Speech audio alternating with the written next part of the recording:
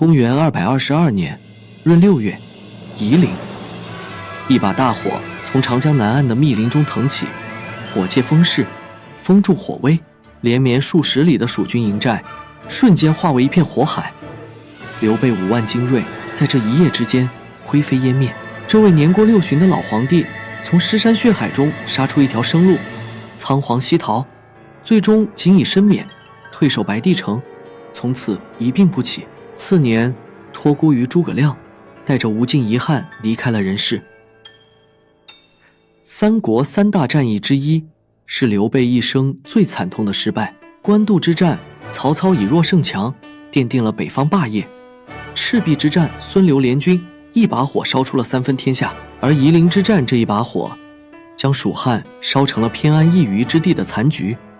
3把火，3种命运，3种结局。后世无数人扼腕叹息，如果刘备换一种打法，有没有可能改写结局？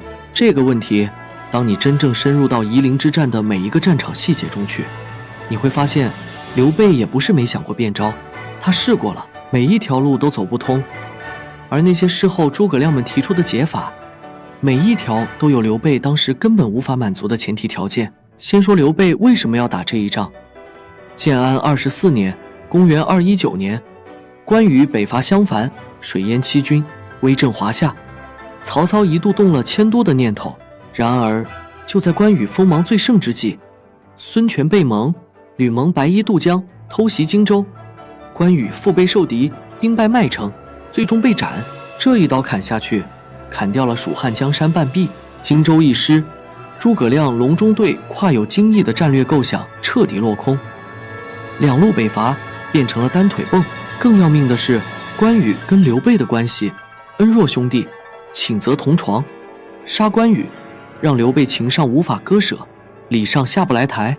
所以刘备伐吴既有战略上的考量，夺回荆州，恢复两路出击的格局，也有情感上的驱动，为兄弟报仇。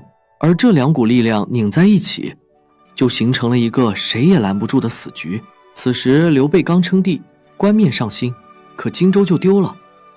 关羽身死，如果连个响都不放，这个皇帝怎么对基本盘交代？蜀汉政权内部本就派系林立，荆州派、东州派、益州本土势力各怀心思。刘备的权威很大程度上建立在刘皇叔匡扶汉室这面旗帜上。荆州是汉室旧土，关羽是汉室忠臣，不替关羽报仇，不夺回荆州，这面旗帜就立不住。所以伐吴这件事，从政治角度看，刘备也不算完全犯浑，他确实需要一场胜利来巩固地位，凝聚人心。问题只在于，他需要的这场胜利是他不大可能能拿到的东西。劝不住，也不代表不该拦。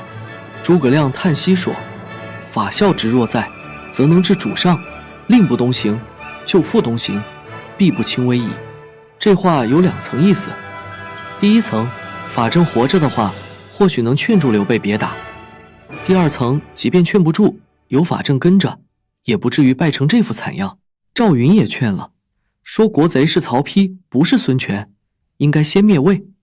吴自然就服了，不该知魏而先于吴战。赵云这番话，战略眼光其实相当到位。曹魏才是主要矛盾，孙吴是次要矛盾，先解决主要矛盾，次要矛盾自然化解。可惜刘备听不进去，益州名士秦密也跳出来说天时不利，结果刘备直接把他关进了大牢，跟当年袁绍关田丰一个待遇。丞相说不行，大将说不行，舆论代表也说不行，可刘备谁的话都听不进去，这仗他是打定了。其实刘备出兵前，孙权已经派使者来求和了。孙权很清楚两线作战的凶险，他不想跟刘备打，至少不想在曹魏虎视眈眈的时候跟刘备打。但刘备拒绝了，他并非不知道孙权求和的诚意。孙权甚至将都城从建业迁到了武昌，就是为了就近指挥对蜀作战，同时防备曹魏。这说明孙权已经做好了最坏的打算。你逼得越紧，他反而越没有退路。一个没有退路的对手是最危险的，因为他会跟你拼命。刘备如果能接受和谈，哪怕只拿回荆州的一部分，也是不战而屈人之兵的上策。但他要的是全部。荆州要，面子要，关羽的仇也要报。胃口太大，反而什么都吃不到。既然打定了，那就得看看刘备手里有什么牌吧。先说兵力，根据孙权给曹丕的战报，刘备自秭归带出的主力作战部队是不足4万，加上沙摩柯从武陵带来的1万蛮兵，总共5万左右。而陆逊这边明确记载是5万人，兵力基本相当，但进攻方兵力相当，实际上就是进攻方吃亏，因为攻方需要分散兵力保护补给线，占据据点，而守方可以集中力量据险而守。更何况刘备还分黄权1万人去江北防备曹魏，真正在南岸主战场的兵力满打满算也就3万多，3万多攻5万，这仗还没打，天平就已然倾斜。而且这5万人是蜀汉能拿出来的，几乎全部家当。益州本就人口不足，经不起这么消耗。反观东吴，背后是整个江东的战争潜力，打完了还能再争。刘备打完了就真没了。再说将领，关张黄已死，马超病重，赵云留守江州，魏延守汉中。蜀汉最能打的那些人一个都没来，刘备身边只有吴班、冯习、张南、陈氏这些2线将领。反观东吴，江东12虎陈来了潘璋、韩当、徐盛3位，还有朱然、孙桓这些后起之秀，统帅更是日后被证明为3国顶级军事家之一的陆逊。将领层面，东吴完胜。最无奈的是水军，关羽一死，荆州水师跟着陪葬。蜀汉能拿得出手的水上力量约等于0，而东吴立国之本就是水师，长江是他们的主场，水军碾压，这是整个夷陵之战最内核的结构性劣势，没有之一。后面我们会看到，刘备在夷陵的几乎每一个困境，归根到底都跟没有制江权有关。最后看地形，夷陵之战的主战场在三峡地区，从白帝城到夷陵，沿途山峦叠嶂，江面狭窄，陆路崎岖难行。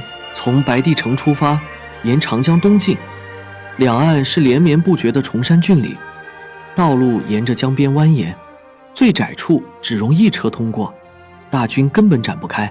这种地形对防守方来说是天然的堡垒，你不需要处处设防，只需要堵住几个关键隘口，进攻方的大军就展不开，冲不过。陆逊把防线设在夷陵一带，正是看准了这一点。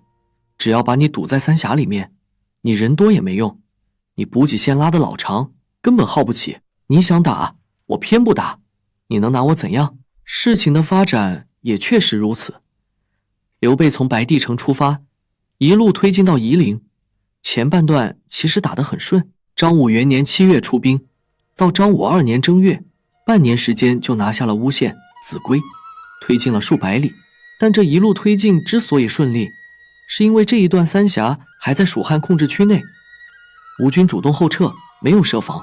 等刘备推进到夷陵，撞上陆逊的主力防线，推进就戛然而止。前面那半年的势如破竹，其实是一种错觉，非是你很强，是对方还没认真跟你打。陆逊的战略非常清晰，诱敌深入，拉长你的补给线，消耗你的锐气，等你在山里耗得差不多了再动手。刘备一路追到夷陵，看似高歌猛进，实则一步步走进了陆逊精心布置的口袋。所以总结一下刘备面临的局面：兵力不占优，将领不如人，水军被碾压，地形对攻方极度不利，4重劣势叠加在一起，构成了夷陵之战的基本面。那么在这个基本面上，刘备到底有没有解法？解法1，水陆并进，蛙跳作战。这是唐初名将李靖给出的答案。李靖灭萧息之战，走的几乎就是夷陵之战的路线，但他给出了完全不同的打法，在江州大造战船，操练水军，然后顺流而下，远距离突袭江陵。河流版的蛙跳作战，内核思路是急速跳出山区，在江陵平原上决战。古代水军无法长期封锁整条江面，东吴水师再强也不是现代舰队，必须照顾整条长江的防务，兵力是分散的。而从江州出发，掌握进攻主动权，总能找到对方防线的缝隙，船多，携带的粮食也多。一旦大军在江陵城下卸载，围城逼战，后方的陆路补给和援军也能跟着出山区。江陵被围了，谁还有心思在山区堵门？这就可以强迫决战，围了江陵，打来援的吴军，局面就打开了，主动权在手，也就没那么着急了。这个思路对不对？对。陆逊自己就说过，他最怕的就是刘备水陆并进，直趋江陵。当发现刘备在山区里孤勇，他就放心了。陆逊害怕的那种打法，恰恰就是李靖给出的打法。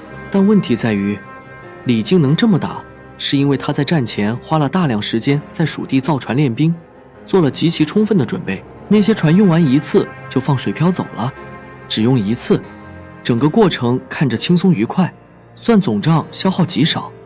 但前提是你得啃下这个死功夫。李靖灭萧息只用了大唐实力的一小部分，靠的就是战前把战争问题在准备阶段解决了大半。为了胜利，流汗总比流血划算。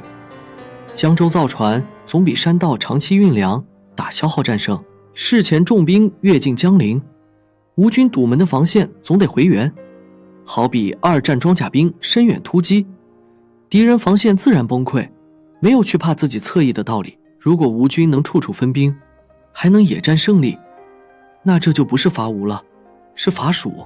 而刘备既没这个准备时间，也没这个准备资源。从关羽被杀到出兵伐吴，两军中间虽然隔了1年多，但那1年多刘备在干什么？称帝，处理内政，安抚益州，没有一天在江州大造水师。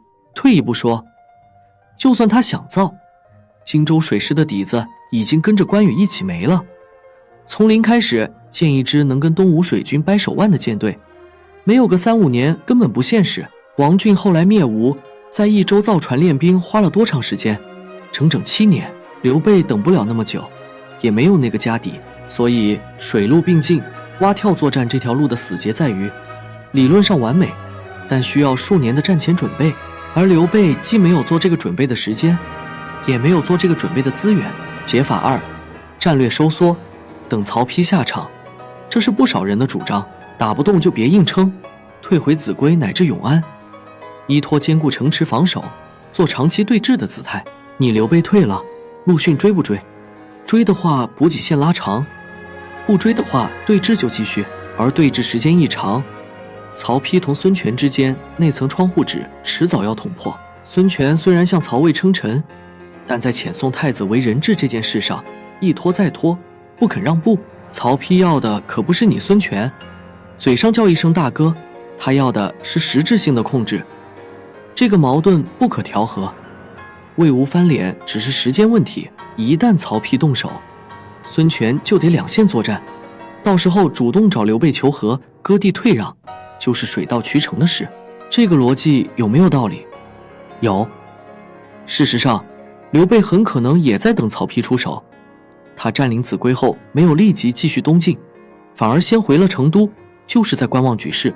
但问题在于，将战争的主动权寄托在别人身上，本身就是最不可靠的策略。曹丕什么时候能动手？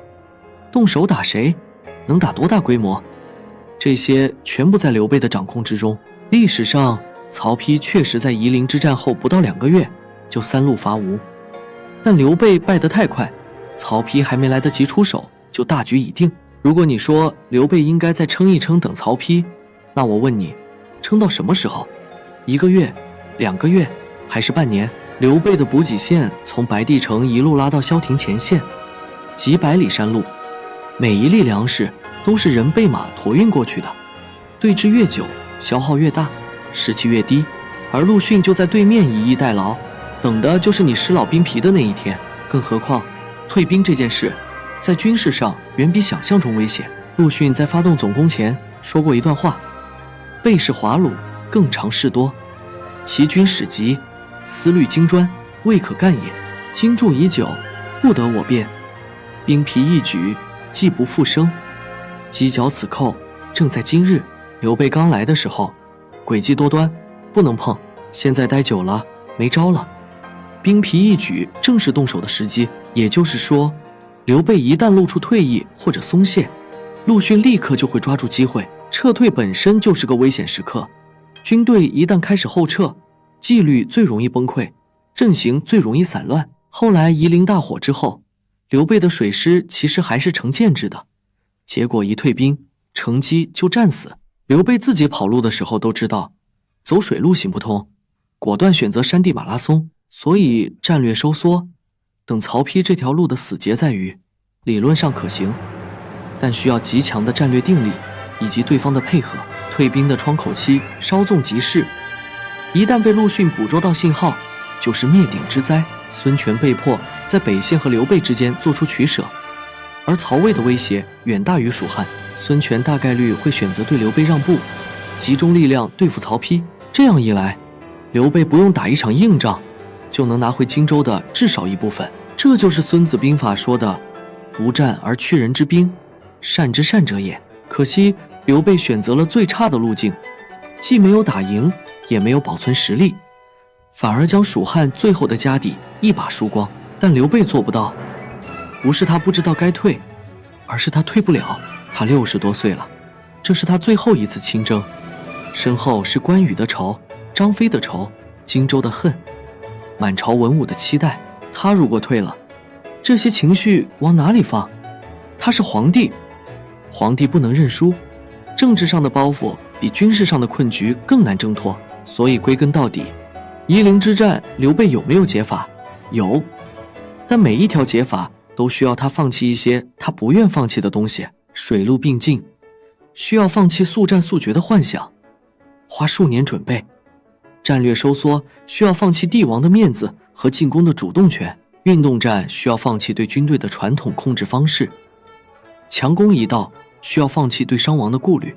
而最根本的解法，不打或者早退，需要他放弃为兄弟报仇的执念，放弃夺回荆州的战略目标。这些他一样都放不下。刘备一辈子最不擅长的事就是放弃，从涿郡起兵到白帝托孤，他的人生信条就是死磕到底，绝不服输。正是这股劲头，让他从知席范吕之辈走到了95之尊，也正是在夷陵这股劲头，把他推向了万劫不复。历史有时候就是这么残酷，成就你的东西，往往也是毁灭你的东西。刘备的坚持让他走到了夷陵，刘备的坚持也让他倒在了夷陵。如果他能像曹操那样知进退，曹操在早期军阀混战中进入对峙相持阶段，又不愿搏命时，选择撤军的例子非常多，也许结局会完全不同，但那就不是刘备了。曹操在建安2年征张绣，遇水之败，长子曹昂、侄子曹安民、爱将典韦全部战死，这仇比刘备的关羽之仇只大不小。但曹操后来再征张绣，围攻阳城不下，得知袁绍要偷袭许都，二话不说就撤了。仇重要还是大局重要？曹操分得清，刘备分不清，或者说他不愿意分清。这跟智力无关，纯粹是性格问题。性格决定命运，这句话放在刘备身上再合适不过。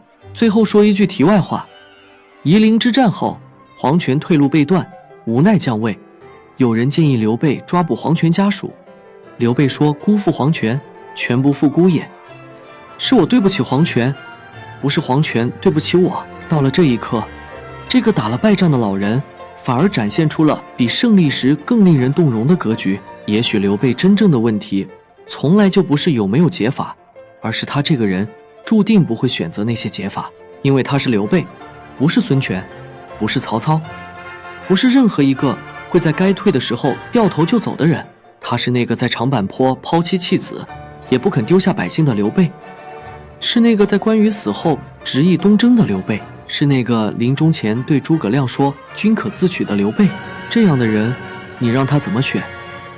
他只会选最难走的那条路，哪怕那条路的尽头是万丈深渊，哪怕所有人都告诉他那是死路一条，因为对他来说，放弃比死亡更难以忍受。所以夷陵之战，每一个人都有解法，唯独刘备没有。